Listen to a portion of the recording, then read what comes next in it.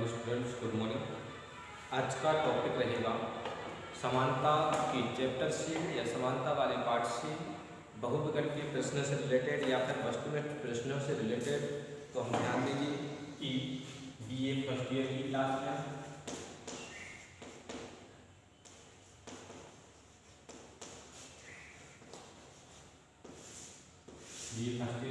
में जो टॉपिक है वो है चैप्टर नंबर जो है समानता वाला चैप्टर। ठीक है, समानता वाला चैप्टर। तो ध्यान रखना है ये समानता वाले चैप्टर में आपको देखना है कि इस चैप्टर से रिलेटेड कितने बहुविकल्पीय प्रश्न बन सकते हैं।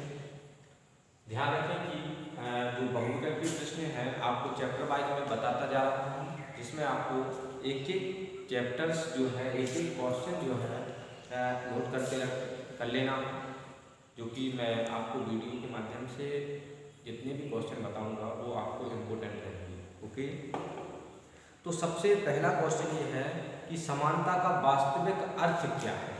क्या है क्वेश्चन कि जो समानता है, समानता का वास्तविक जो अर्थ है वो क्या है। ठीक, तो जो समानता है इसका वास्तविक अर्थ जो है प्रत्येक व्यक्ति को, मैंने पहले भी बताया है कि जो समानता का वास्तविक अर्थ क्या होता है कि प्रत्येक व्यक्ति को विकास के अवसर या समान रूप से विकास के अवसर प्राप्त हो, उसे समानता, उसे वास्तविक समानता कह सकते हैं। कहने का मतलब ये है कि कोई व्यक्ति है जो एक समाज में रहता है, एक राज्य में रहता है, और जो भी सुविधाएं सेवाएं राज्य के द्वारा दी जा रही हैं वो प्रत्येक व्यक्ति को बिना किसी भेदभाव के यदि दी जाती है तो उसे वास्तविक समानता कह सकते हैं। क्या कह सकते हैं? वास्तविक समानता उसे कह सकते हैं जब जो व्यक्ति समाज में रह रहा है, राज्य में रह रहा है, तो समाज और राज्य के द्वारा जो कुछ भी उसे सुविधाएं सेवाएं जो प्राप्त होती हैं वो जिस प्रकार से सभी को मिल रही है उसी प्रकार से समानता के रूप से सभी को मिले और उसको भी मिले, उसे वास्तविक समानता कह सकते हैं। ओके, अब बात आती है कि वास्तविक समानता से रिलेटेड और क्वेश्चन बने, तो इसके बाद मैं आपको बताता हूं कि राजनीतिक समानता के अंतर्गत क्या आता है। शायद मैं इसके बारे में पहले बता चुका हूँ आप लोगों को, और या फिर आप लोगों को ध्यान याद होना चाहिए, नहीं है तो कोई बात नहीं, आप दोबारा से कंप्लीट कर लेंगे, क्योंकि आपको बार बार बताया जा रहा है कि आप एग्जाम के लिए ये जो क्वेश्चन है सबसे इम्पोर्टेंट है। ओके, इसको आप सीरियसली समझिए ताकि आपका कोई भी क्वेश्चन छूट ना सके। ठीक है, तो मैंने जैसा कि बताया कि जो आपकी राजनीतिक समानता के अंतर्गत आती है, कहने का मतलब है कि कौन सी राजनीतिक समानता के अंतर्गत आती है। जैसे मतदान का अधिकार क्या राजनीतिक समानता के अंतर्गत आता है? बिल्कुल आता है, बिल्कुल आता है, मैं पहले भी बता चुका हूँ। प्रार्थना पत्र का अधिकार ये भी आपका राजनीतिक समानता के अंतर्गत आता है। चुनाव में उम्मीदवार बनने का अधिकार ये भी राजनीतिक अधिकार के अंतर्गत आता है।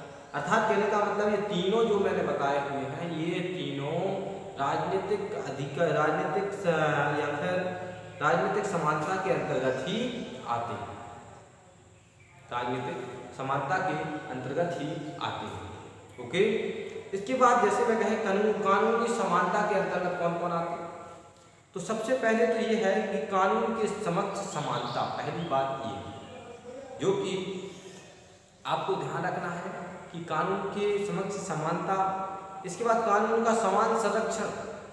कहने का मतलब यह है कि जब कोई एक व्यक्ति कानून को, नियमों को मान रहा है तो वो सभी के लिए समान रूप से उसको वैसे ही उनको फॉलो करना। जैसे समाज नियम देती है या फिर राज्य जो नियम देता है तो उसको जैसे प्रत्येक व्यक्ति का कार्य या फिर धर्म है या फिर उसका एक तरह से मानसिकता होनी चाहिए कि वो व्यक्ति उस नियमों को, उस उस राज्य के नियमों को समान रूप से समझे या उसको स्वीकृत करे या फिर उसको माने। ठीक है, तो कहने का मतलब ये है कि जो कानूनी समानता के अंतर्गत आते हैं वो है कानून के समक्ष समानता और कानून का समान संरक्षण, कर्तव्यों के प्रसंग में समानता। जैसे कि अभी आपने देखा मौलिक कर्तव्य, ऐसे कर्तव्य जो सभी को समान रूप से करने ही पड़ते हैं, है ना, बोले मौलिक कर्तव्य। जैसे मौलिक अधिकार, जो आपको अधिकार है वो आपको है, वो सभी के लिए है, अर्थात कहने का मतलब हम सभी के लिए वो अधिकार है, ना कि किसी एक के लिए। ओके, तो इस प्रकार की वो अधिकार, जो इस प्रकार की वो कर्तव्य या फिर जो क्या समानता, तो समानता किसे कह सकते हैं? समान रूप से जो आपके लिए अवसर मिला है वो दूसरे को भी मिलना चाहिए, तीसरे को मिलना चाहिए, पूरे समाज को मिलना चाहिए, राज्य के प्रत्येक व्यक्ति को ऐसा अवसर प्राप्त हो, बस वो भारत का नागरिक हो, वो उस राज्य का नागरिक। ओके, इसके बाद जो है अब बात जैसे समानता की बात की जाए, जैसे सपोर्ट है समानता की बात की जाए तो पहले क्या समानता मानी जाती थी? पॉसिबल तो थी, क्योंकि एक दूसरे को समान नहीं देखा जाता। बट इंडियन कॉन्स्टिट्यूशन में जो बैन किया गया आर्टिकल नंबर या अनुच्छेद नंबर 17, अनुच्छेद नंबर 17। अब नॉर्मल सी बात है, आर्टिकल 17 कहता है अस्पृश्यता का, छुआछूत की भावना का, एक दूसरे से भेदभाव नहीं रखा जाएगा। तो जाहिर सी बात है, इसका मतलब है कि समानता का अवसर है। भाई जब किसी को किसी भी प्रकार से कोई भी प्रकार का भेदभाव नहीं रखा जाएगा तो उसी को आप समानता कहेंगे। जो सुविधाएं मिलेगी वो सभी को एक जैसे मिलेगी, जो सेवाएं दी जाएंगी वो सभी के लिए एक जैसे दी जाएंगी। अगर कोई आपत्ति विपत्ति आती है, कोई परेशानी तो कोई सभी को एक जैसे है।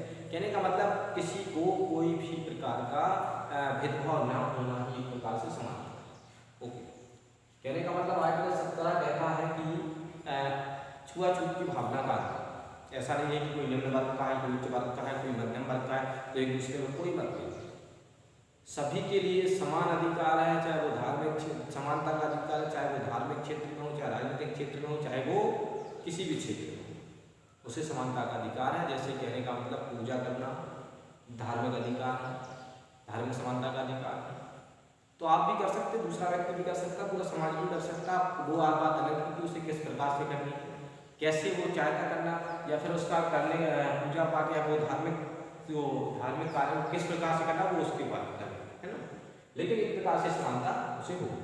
ओके, अब बात आती है कि नेक्स्ट क्वेश्चन के बारे में कि जैसे हम कहें कि समानता की उत्कृष्ट अभिलाषा या फिर अभिलाषा, समानता की उत्कृष्ट अभिलाषा के कारण स्वतंत्रता की आशा भी व्यर्थ हो गई। यह कथन किसका? तो ऐसा तो सिर्फ लॉर्ड एक्टन ने ही कहा था कि लॉर्ड एक्टन ने क्या कहा था कि समानता की उत्कृष्ट अभिलाषा के कारण स्वतंत्रता की आशा ही व्यर्थ हो गई है। क्या हो गई है? व्यर्थ हो गई। ठीक है, ऐसा किसने कहा था? किसका कथन है? तो ध्यान रखना है कि लॉर्ड एक्टन का कथन था कि समानता की उत्कृष्ट अभिलाषा के कारण स्वतंत्रता की आशा ही व्यर्थ है। ऐसा किसने कहा था? Lord Acton. ओके, इसके बाद स्वतंत्रता और समानता को परस्पर या स्वतंत्रता और समानता को परस्पर मानने वाला विद्वान है। तो ध्यान रखें, ये 3-4 लोगों ने, विद्वानों ने माना है कि स्वतंत्रता और समानता को परस्पर पूरक मानने वाले जो विद्वान हैं उनके नाम सभी लिख लेंगे। डॉक्टर आशीर्वादम,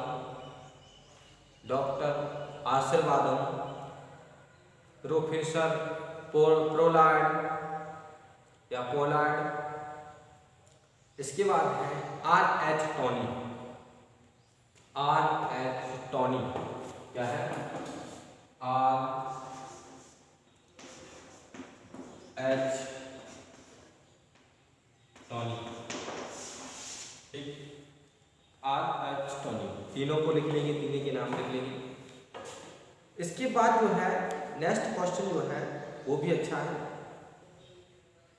स्वतंत्रता और समानता को परस्पर विरोधी मानता है कौन सा विद्वान?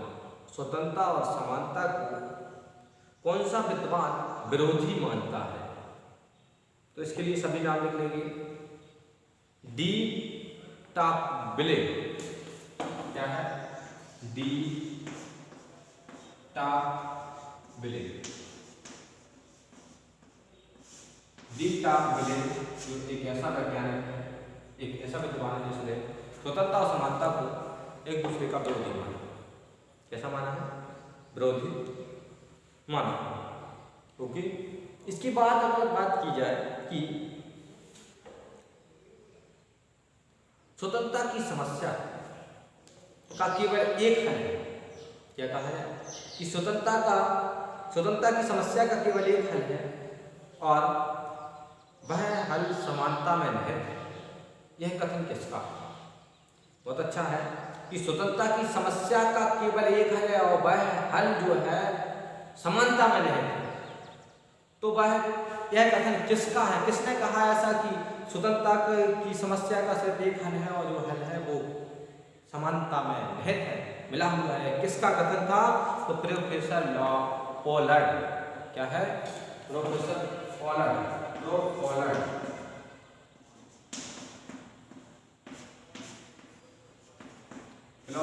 पोलैंड का कथन है। ठीक है, इसके बाद जो है नेक्स्ट है सती प्रथा, कन्या हत्या जैसी अमानवीय स्थितियों का विरोध करने वाले किस की समानता की मांग करते हैं? तो ये करते हैं सामाजिक समानता की मांग करते हैं। किस चीज की? सामाजिक समानता।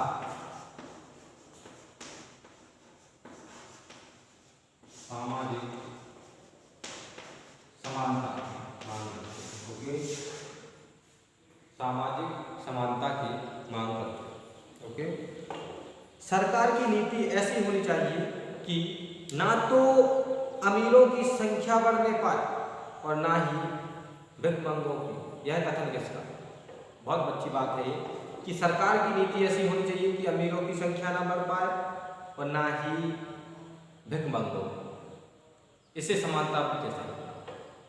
अमीरों की और भिखमंगों की जो संख्या ना बढ़ पाए तो फिर एक प्रकार से वो उनका कथन किसने कहा ऐसा? तो ऐसा जो कथन कहने वाले हैं या देने वाले हैं विचारक है कि वो है रूसो। ओके, तो ये थे आपके आज के क्वेश्चन समानता से रिलेटेड। ये आपको कंप्लीट कर लेंगे, बाकी का आपको नेक्स्ट वीडियो के माध्यम से बताया जाएगा।